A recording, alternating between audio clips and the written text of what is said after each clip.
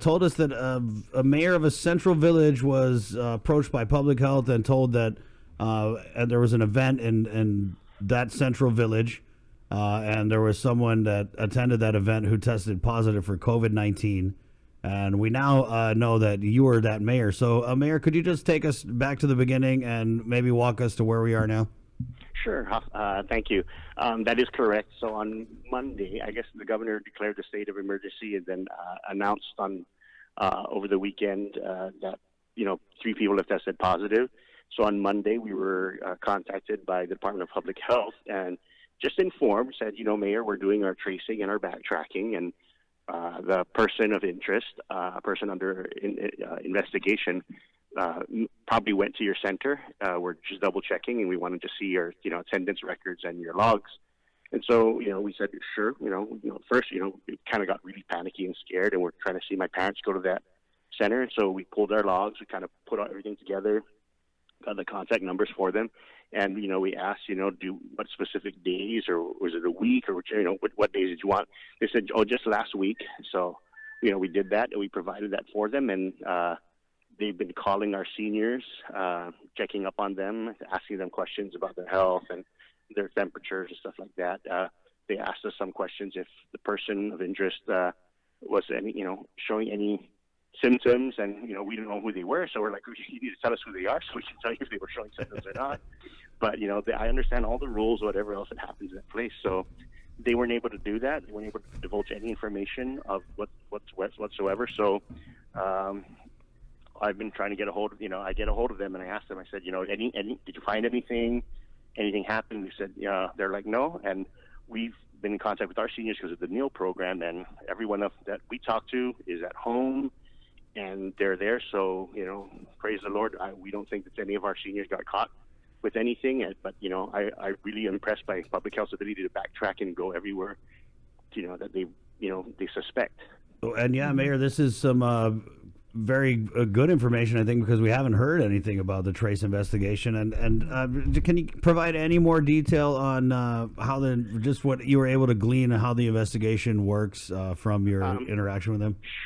Sure. They once they get the numbers, they just make a contact to each of the seniors, and our seniors got scared, and they were trying to figure out who it is and what's going on. And some of them, naturally, they're always coughing because they're ex-smokers or something. So we're like, oh, is it that person? Is it that person? We're like, no. And so it's just so happy, we were like, okay. And then we did ask if the person was from Sinajana. I said, I would like to know, is the person from Sinajana? And from what we were able to gather, no, they're not from Sinajana. They don't live here. They're not from this village. So, Mayor, were you able to figure that out on your own, or was that something that public health told you? We figured out on our own. Okay. On it, based on the attendance records of what we were trying to do and stuff, and so we just wondered, like, did this person go everywhere else? What part of the building did they go to? It's hard because I guess the person under investigation at the time, they didn't know they had the sickness, the disease, and they could have gone everywhere else too. So, it's at least for us and our part, the kind of the relief of what we know is that we have records. But, if this person goes to a restaurant or and that's why I think that self-isolation, self-quarantine is very important, because, we don't know where this person went, and you could, the possibility of exposure is greater when, you're around these facilities. So what we did as precautionary and decontamination is we just cleaned out the whole senior center. We Cloroxed everything and did our whole due diligence on our part there. And public health saw us actually doing this, because they came back later on just to get some other numbers, because some of them weren't working. Right.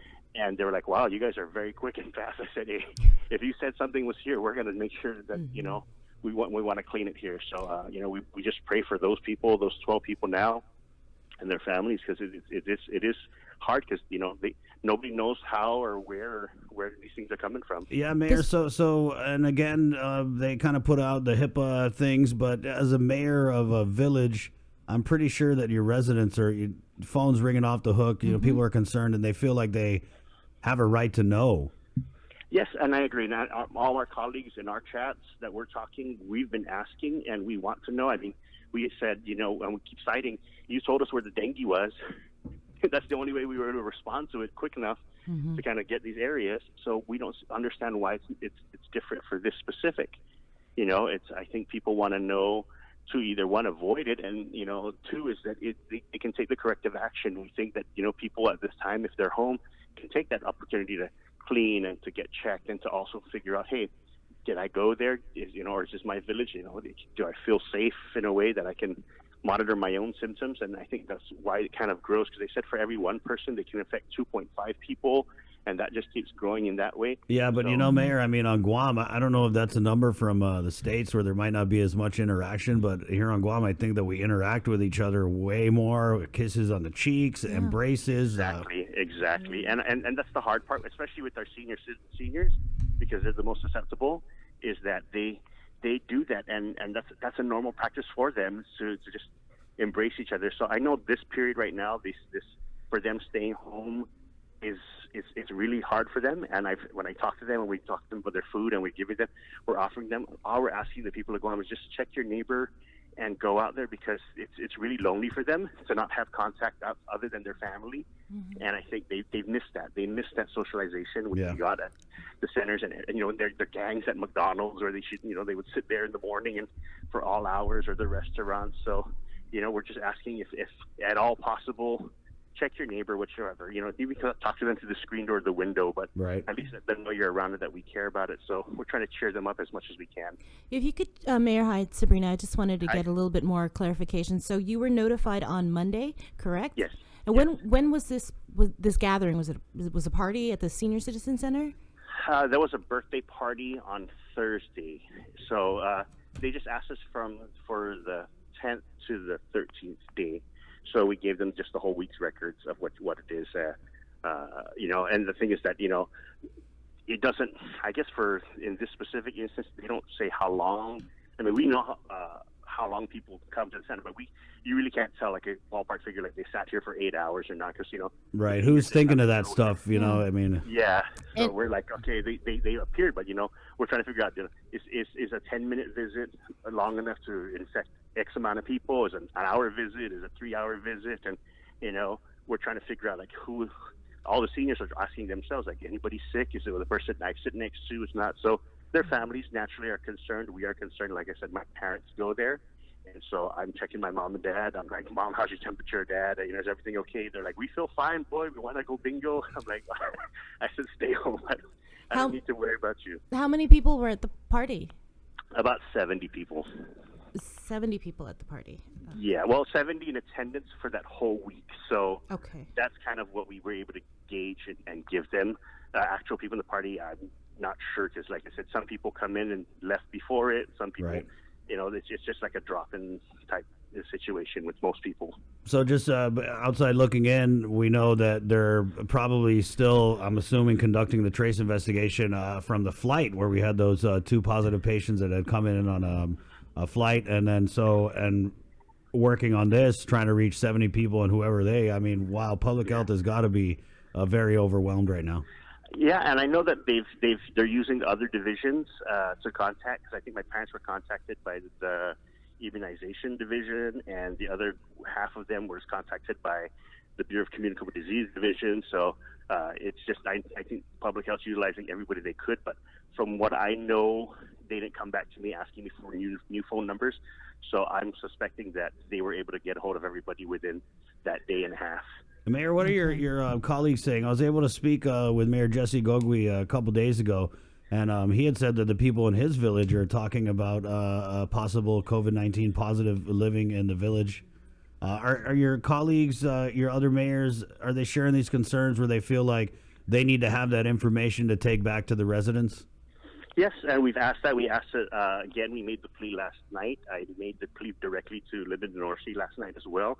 And she said once they're done doing their trace and they can figure this out, that's, I think, the hard part, because things are very fluid for them. So I think they're just trying to get a situation, a grasp of what's going on. I mean, if you say what village, and you say, okay, possibly, and you release 100 names of flight, it manifests. That's pretty much every village. So I think they're trying to figure out exactly who tested positive, which and that. And every time we always find out there's somebody new, I personally, I send text saying, is it anybody from my center? Or is it anybody that, then they're like, no. I'm like, okay. So at least my concern is kind of my fears are relieved by knowing that. And like I said, every day that we make in contact with our seniors, that's how I know they're not in isolation there up at JMH. Yeah, I was going. It's hard. Mayor, so Wait, I did want to ask. You said you spoke with Linda DeNorsi last night. Was this in the like a briefing, No, or just you a just? text. Just me and her were doing a quick text about it, because I said, Linda, please let me know. I think our villagers are asking what village is going on. And I'm hearing things that people are texting me sometimes saying, "Hey, Mayor, I heard there's 3 from Sinajana." I'm like, that's news to me. So I asked her, and she says, let's finish the tracing, then we'll get back to you. So for the most part, the village mayors have been kind of left out in the dark and not knowing anything.